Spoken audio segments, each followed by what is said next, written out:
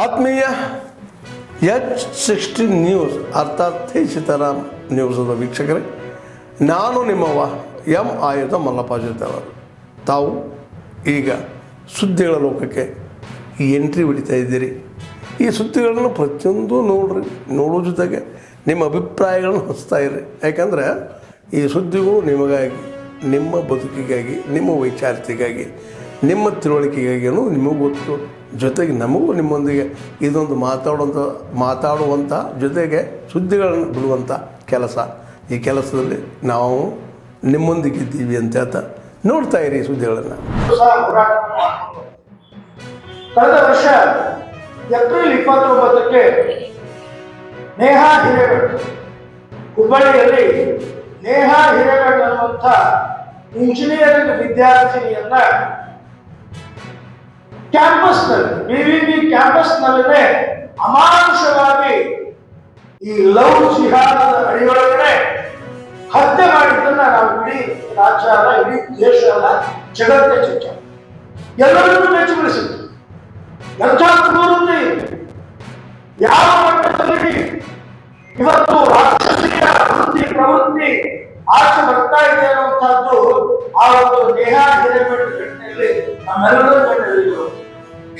ಅವಾಗ ನಮ್ಮ ರಾಷ್ಟ್ರೀಯ ಅಧ್ಯಕ್ಷರು ಹೇಳಿದ್ರು, ಇದು ಯಾಕೋ ವಿಪರೀತ ಆಗ್ತಾ ಇದೆ, ಇದಕ್ಕೆ ಇನ್ನೊಂದು ಸ್ವಲ್ಪ ನಾವು ಶಕ್ತಿಯನ್ನು ತುಂಬಬೇಕು, ಇದಕ್ಕೆ ಒಂದು ಧೈರ್ಯವನ್ನು ತುಂಬಬೇಕು, ಸಮಾಜದ ನಮ್ಮ ಯುವತಿಯರಿಗೆ ಜಾಗೃತಿಯನ್ನು ಮಾಡಬೇಕು, ಅದಕ್ಕೊಂದು ಏನಾದರೂ ಮುಂದೆ ಹೆಜ್ಜೆ ಇಡಬೇಕು ಅಂದಾಗ ನಮಗೆ ಸಹಾಯ ಮಾಡಿ ಈ ಲವ್ ಜಿಹಾದ್ ಜಾಗಗಳಿಗೆ ಸಿಕ್ಕಂಥವ್ರಿಗೆ ಸಾಂತ್ವನಕ್ಕೋಸ್ಕರ, ಧೈರ್ಯಕ್ಕೋಸ್ಕರವಾಗಿ ಅವರಿಗೆ ಒಂದು ಮಾನಸಿಕವಾಗಿ ನಾವು ಅವ್ರ ಜೊತೆಗಿದ್ದೀವಿ.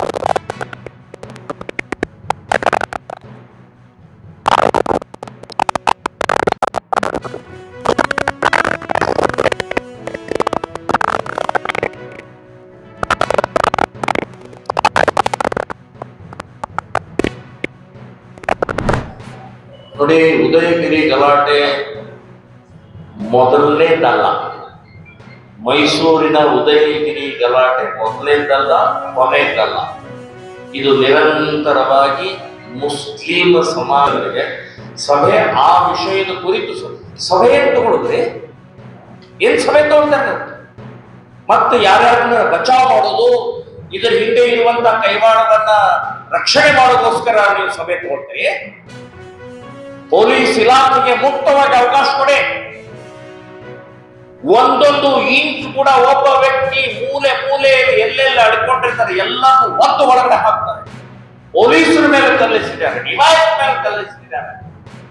19 ಜನ ಪೊಲೀಸರು ಮತ್ತು ಪೊಲೀಸ್ ಆಫೀಸರು ಗಾಯಾಳಾಗಿದ್ದಾರೆ.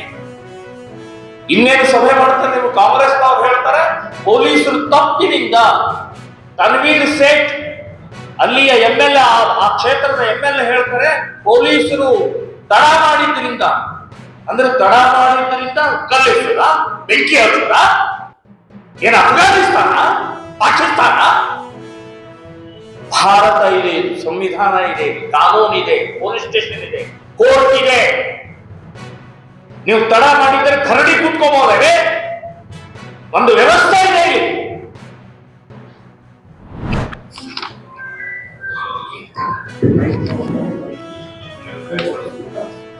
ಪಾರ್ಲಿಮೆಂಟ್ ನಲ್ಲಿ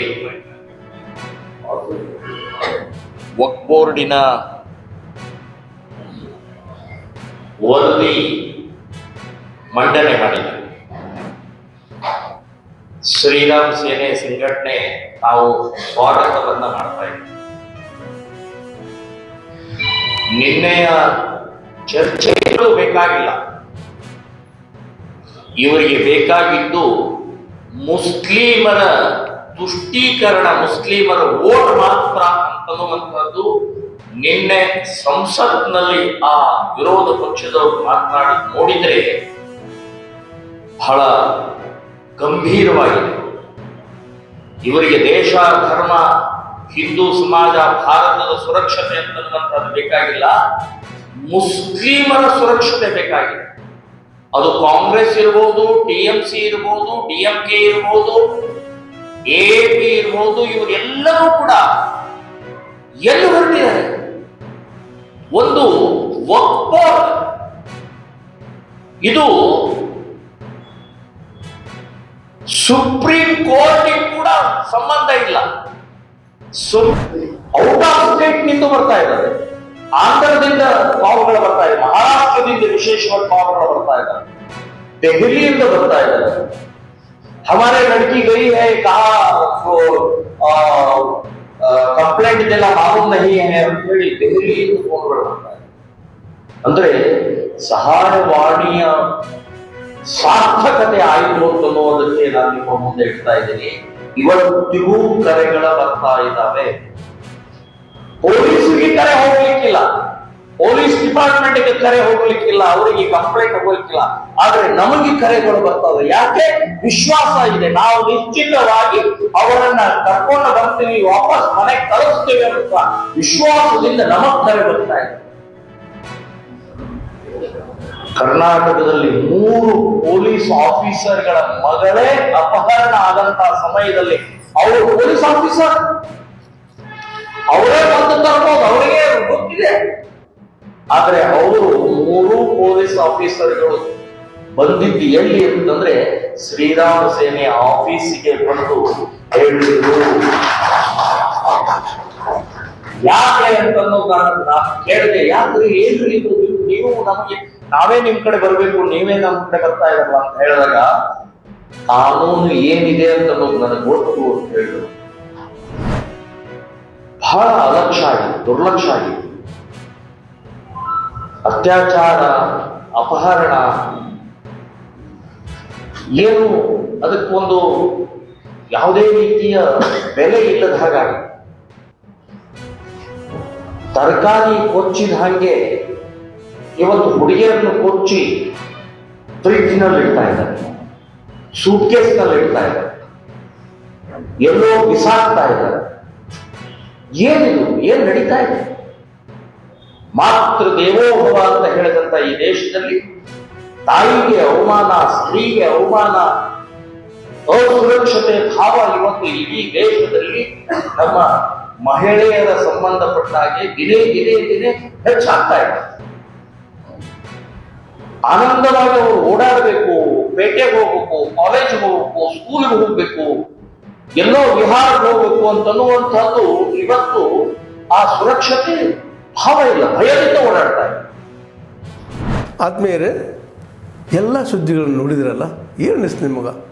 ಇದರಲ್ಲೇ ನಿಮ್ಗೆ ಲೈಕ್ ಆಗಿರ್ಬೋದು, ಡಿಸ್ಲೈಕು ಆಗಿರ್ಬೋದು, ಕಾಮೆಂಟ್ ಬೇಡಪ್ಪ ಅಂತೂ ಅನಿಸಿರ್ಬೋದು, ಕಾಮೆಂಟ್ ಮಾಡಬೇಕಪ್ಪ ಅನಿಸಿರ್ಬೋದು, ಶೇರ್ ಮಾಡಬಾರ್ದಪ್ಪ ಅನಿಸಿರ್ಬೋದು, ಅದು ಮಾಡಬೇಕು ಅನಿಸಿರ್ಬೋದು.